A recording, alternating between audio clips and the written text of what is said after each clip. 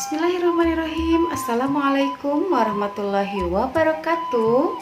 Sampurasun. Wilujeng enjing, wilujeng patepang deui sang ibu dina pangajaran bahasa Sunda. Dina pangajaran bahasa Sunda dinten ayeuna urang masih diajar di tema 2 nyaeta tema hirup sauyunan. Di minggu kamari hidup tos diajar materi nyaeta ngeunaan teks argumentasi. Tah kanggo dinten ayeuna hidup bakal diajar ngeunaan rarangken tukang.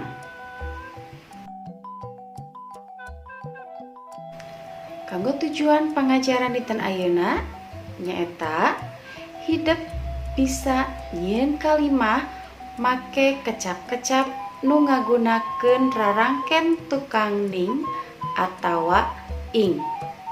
Jadi untuk tujuan pembelajaran kita hari ini yaitu nanti diharapkan kalian bisa membuat kalimat dengan menggunakan kata-kata yang sudah menggunakan akhiran ing atau ning. Dina pangajaran minggu kamari hidup tos diajar ngeunaan teks argumentasi. Dina teks argumentasi aya kecap-kecap tandaning jeung kecap rupaning. Dua kecap eta nyaeta mangrupakeun contoh kecap nu geus make rarangken tukang ning atawa ing. Contohna tadi aya kecap tandaning.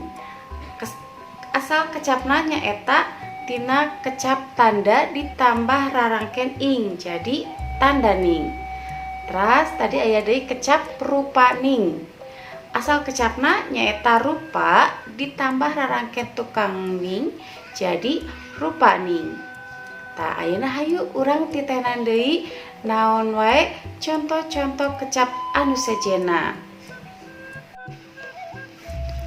Rarangken tukang ning atawa ing lamun napel kana kecap-kecap nu ditungtungan ku aksara hirup atawa vokal nu bakal muncul nyaeta variasi ning. Sedengkeun lamun rarangken tukang ning atawa ing napel kana huruf anu ditungtungan ku huruf konsonan anu bakal muncul nyaeta variasi ing. Ayeuna aya contoh kecap nu make rarangken tukang ning. Aya kecap eusi ning. Asal kecapna nyaeta eusi ditambah rarangken tukang ning. Jadi eusi ning. Terus aya kecap jabaning. Asal kecapna jaba ditambah rarangken tukang ning jadi jabaning. Kecap piraning. Asal kecapna nyaeta pira ditambah rarangken tukang ning jadi piraning. Kecap estuning. Asal kecapna nyaeta tina estu ditambah rarangken tukang ning jadi estuning. Kecap kersaning. Asal kecapna nyaeta kersa ditambah rarangken tukang ning jadi kersaning.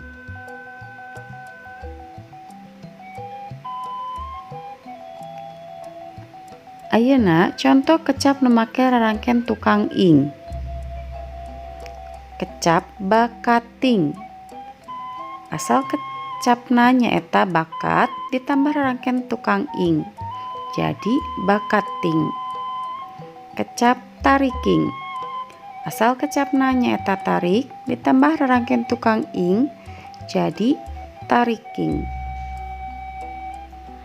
Asal kecapna lebeting nyaeta tina lebet ditambah rarangken tukang ing jadi lebeting.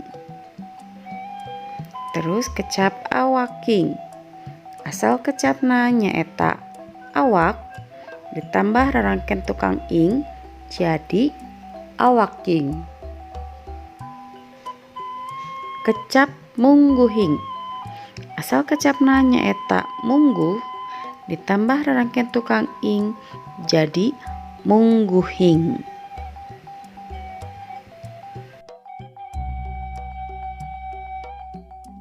Salian ti eta aya deui fungsi rarangkeun tukang ning atawa ing.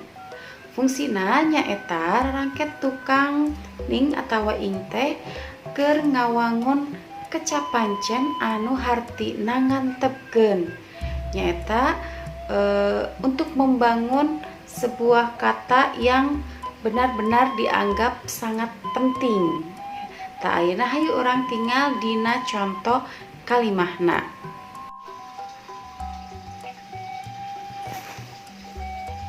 Kalimah anu kahiji nyaeta tarik nasib kuring jadi pinunjul pasanggiri pupuh tingkat provinsi tahun ieu. Kalimah anu kadua tariking nasib kuring jadi pinunjul pasanggiri pupuh tingkat provinsi tahun ieu. Kah, di antara dua kalimah eta kira-kira mana kalimah anu leuwih antep?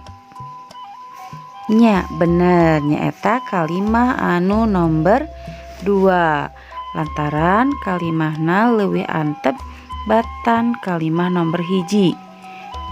Jadi leuwih tegas nya tibatan kalimah nomor anu kahiji.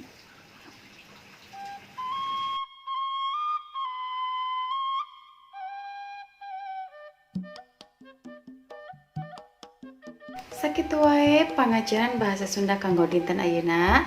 Mudah-mudahan naon anu tos didugikeun tiasa kahartos ku hidup sadaya. Ta ayeuna kanggo pancena mangga ku hidup damel kalimah anu make kecap-kecap ngagunakeun rarangkeun tukang ning atawa ing. Tong hilap tugasna pamitos rengse dikempelkeun ka ibu. Hatur nuhun kana perhatosanana. Wassalamualaikum warahmatullahi wabarakatuh.